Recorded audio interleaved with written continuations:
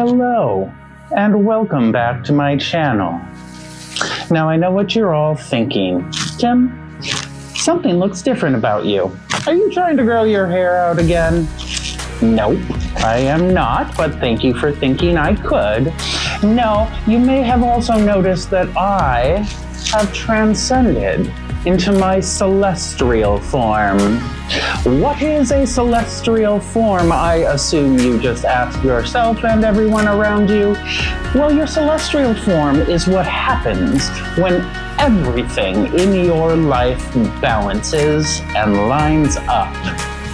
Your thoughts, your emotions, what you feel, your work-life balance, your time away, your time together, all of it is perfect, 100% in balance. You then shed your corporeal form and you turn into your celestial form. So why is this the first time you're hearing of a celestial form? Because it doesn't exist. It's completely made up. This is nothing more than a green screen, a camera, and some visual effects know-how. It doesn't exist. So why is that the standard that we are holding ourselves to? That everything has to be in balance and perfect? Well, that's what we're going to dive into in this episode. Welcome to Error 404, Mental Health Not Found. Now, if you will all excuse me, I'm going to go explore Uranus.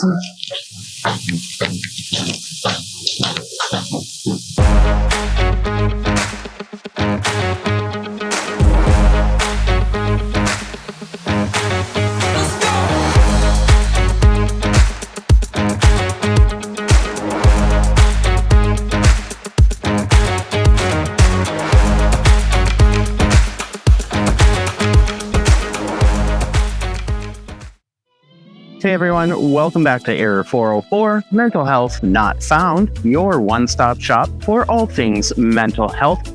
I am your delightfully imperfect host, Tim, and today we are going to discuss the perils of perfection and why we actually shouldn't be discussing.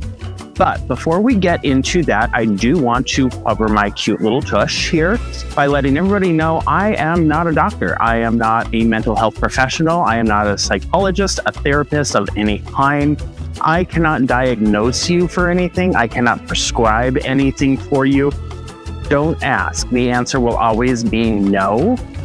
Everything that I talk about is coming from my own personal experience, as well as discussions I have had with professionals in their fields, and making sure that I'm getting the correct information to you guys. So if you do feel like you are having a mental health crisis of any kind, I please urge you to stop what you're doing and seek help. There are people out there who are there specifically to help people like you and me who do sometimes struggle with our mental health.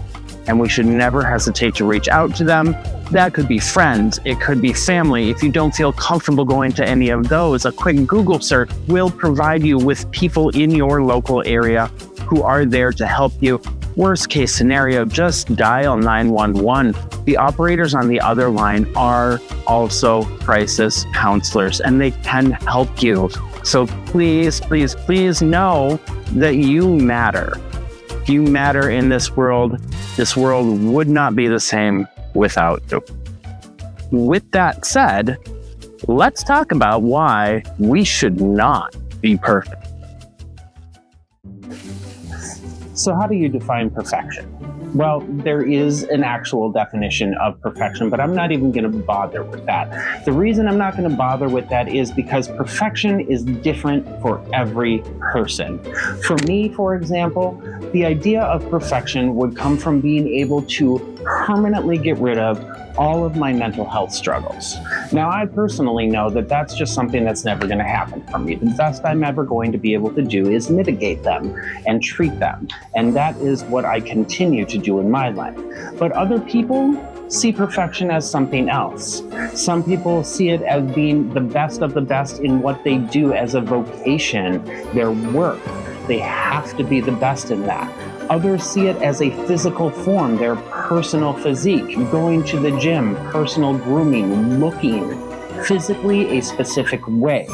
Others see it as academic, being able to attend the best schools and do the best in those best schools when other people are failing. But no matter how you define perfection, and even though perfection can at times seem inspiring, the truth is, the quest for perfection can oftentimes lead to a cycle of stress, dissatisfaction, and missed opportunities. So, I would like to go through some of the biggest perils of perfection. So the first peril of perfection that I would like to discuss is called paralysis by analysis. Now, when you're aiming for perfection, it can make it really, really, really difficult to actually make a move. Instead of making progress, you end up overthinking every tiny detail, and this can cause delays or even stop you from taking action altogether. You might spend so much time overanalyzing everything that nothing actually gets done. I think the biggest impact of paralysis by analysis is going to be in your professional life, in your job. If you are required to make decisions, if you are required to analyze things and be able to say, hey, this is how we're going to do it, but you're aiming for perfection every time, a lot of that time, those decisions aren't going to get made. And that can have a profound impact in your progress in career and how others see you in your job. Good. Got it. The second peril of perfection that I want to talk about is the fear of failure. Now, perfectionism often ties success to self-worth. And if something doesn't go perfectly, it can feel like a personal failure to some people, and as a result, they may avoid taking risks or trying new things, fearing that failure or a mistake will reflect poorly on them. And I think the biggest place you're going to see this is going to be in people's personal lives, especially with their friends, their family, their loved one, their spouse. They may want to go out and try something new, but if they feel like they can't do it perfectly, they may refuse to do it. That's going to lead to a lot of missed opportunities and a lot of friends, family, and loved ones who are disappointed that you didn't join them. Now, the third peril of perfection is something that I think we all feel to some extent, one way or another, but people who strive for perfection often feel this a lot more, and that's burnout.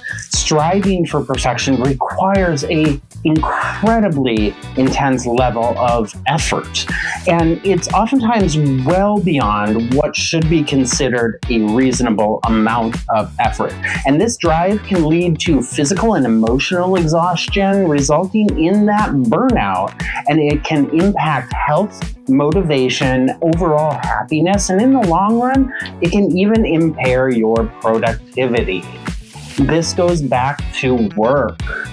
If you continuously strive for that perfection and you just aren't getting what you want with what you're doing, and you keep trying and trying and trying, you get that burnout, and those results are going to get worse and worse and worse every time instead of getting better.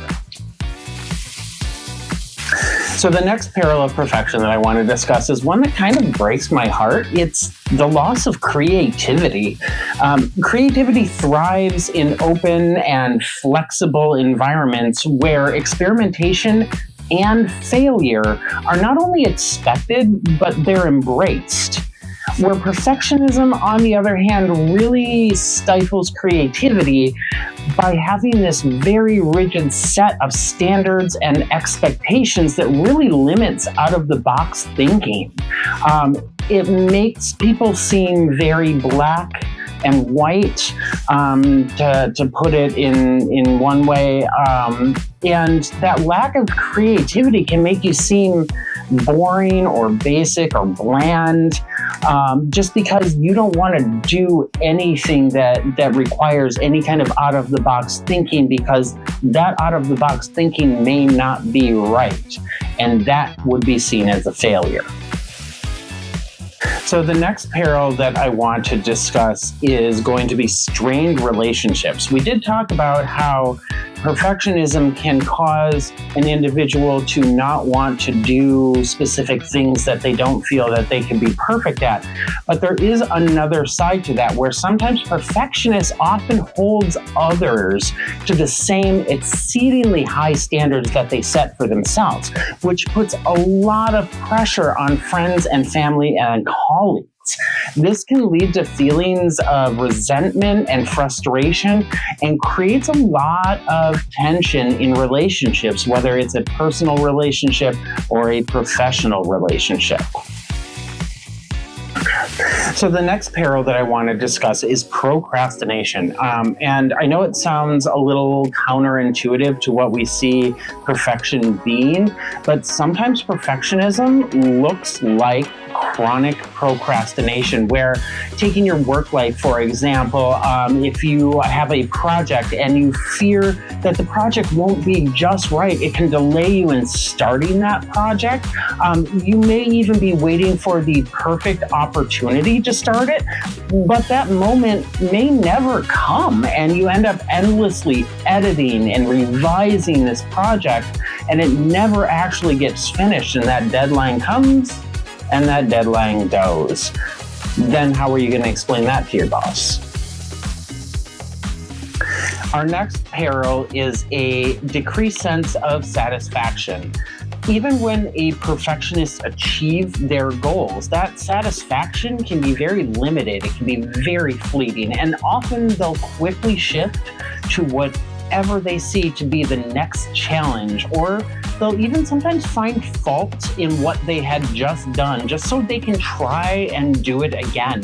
And this prevents a real sense of fulfillment and accomplishment from setting in that the rest of us really enjoy and we really thrive on. So this next peril is limited growth. And I want to say this very loudly for everyone in the back. Mistakes are essential for learning and growth. Essential. By avoiding situations where failure is possible, perfectionists miss out on a lot of valuable life lessons and the kind of personal growth and development that only comes from trial and error. They get stuck in this place that is safe, but very, very limited. So the last peril that I want to discuss today is self-criticism and low self-esteem. Now, perfectionists by nature are their own worst critics. And by focusing on any and all perceived shortcomings or failures rather than their growth and their progress, this habit of self-criticism can lead to a lot of self-esteem issues. It leads to feelings of inadequacy, and eventually will lead to depression. And anybody watching this video right now, I'm willing to bet you know what that feels like. But imagine having that all the time, that self-criticism and that low self-esteem because you can't be perfect. And that's the number one reason why we should never be striving for perfection, only our best. So those are just a few of the perils of perfection, but in short, perfectionism often masquerades as a very noble pursuit, but it usually does more harm than good. And embracing a mindset that values progress over perfection, it will reduce your stress, raise your creativity, and allow for greater satisfaction and success in everything that you do.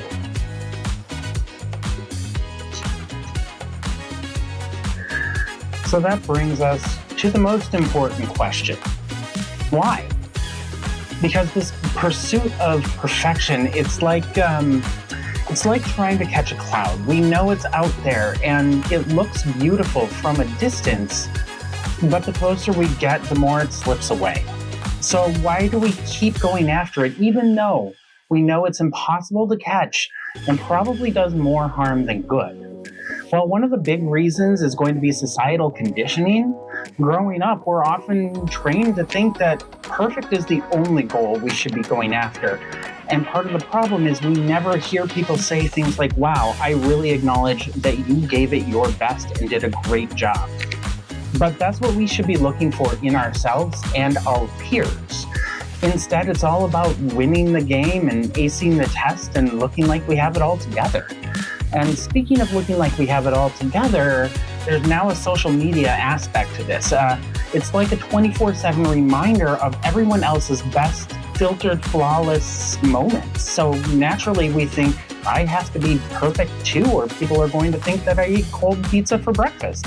When the truth is that 30-second video that you just watched took 21 different takes, 3 applications of makeup, a crap ton of lighting, and different sound effects. And it was really just the best of the worst take. And then there's this strange idea that if we're perfect, it will somehow protect us from all of life's little curveballs. But guess what? Life doesn't care how perfect you are. It's still going to throw that sock in the laundry that you swear you don't own, or give you a bad hair day on the one day you needed to look great. Perfectionism tricks us into believing that if we are flawless, we're in control of it all. And spoiler alert, we aren't. And here's the biggest kicker.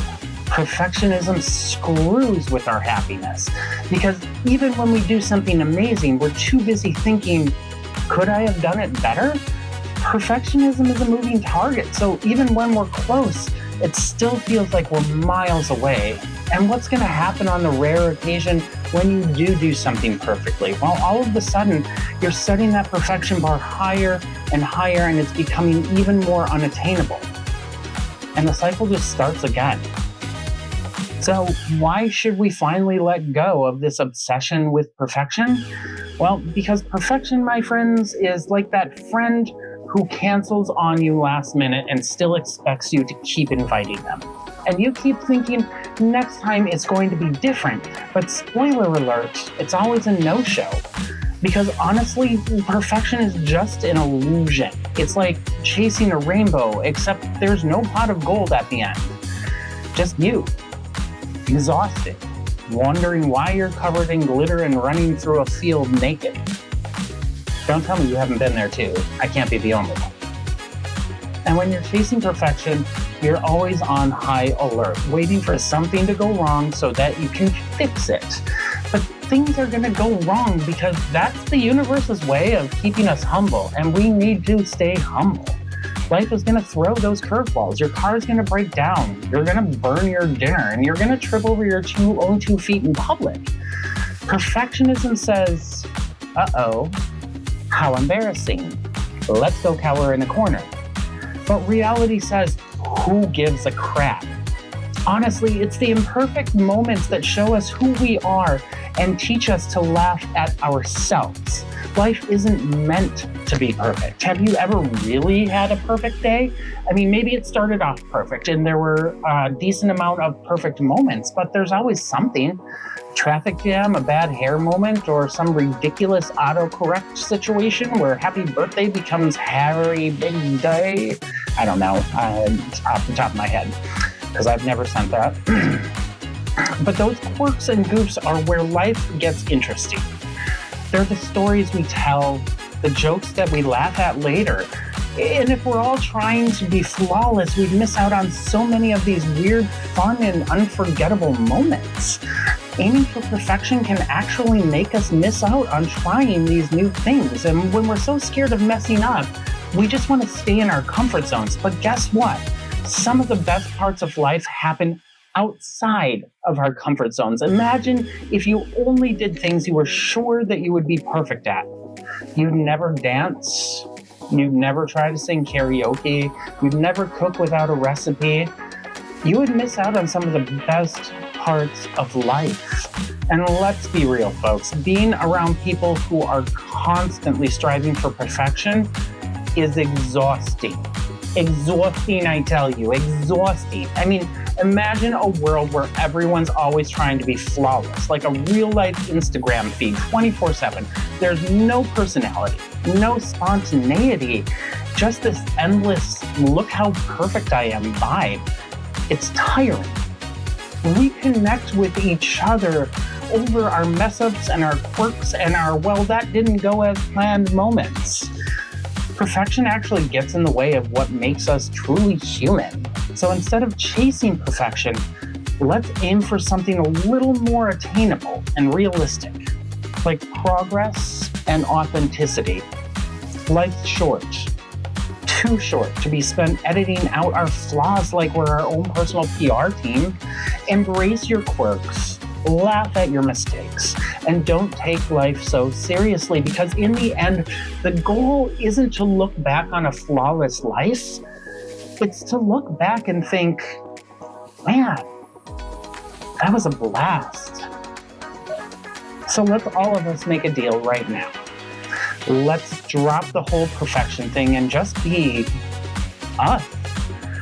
Perfectly imperfect, gloriously messy, and unapologetically human. Because in the end, we are perfect. Perfect just the way we are. Thank you for watching, and don't forget, life is just a movie, and our brains, well, they're the twist we never saw coming. Bye-bye.